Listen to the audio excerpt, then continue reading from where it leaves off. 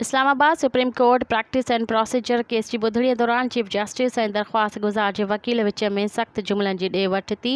Chief justice काज़ी फाइज़ी सां attorney general खे rostrum ते घुरायो त वकील इम्तियाज़ सिद्दीकी दलीलनि लाइ वक़्तु न ॾियण जी शिकायत कंदे एतिराज़ वरायो।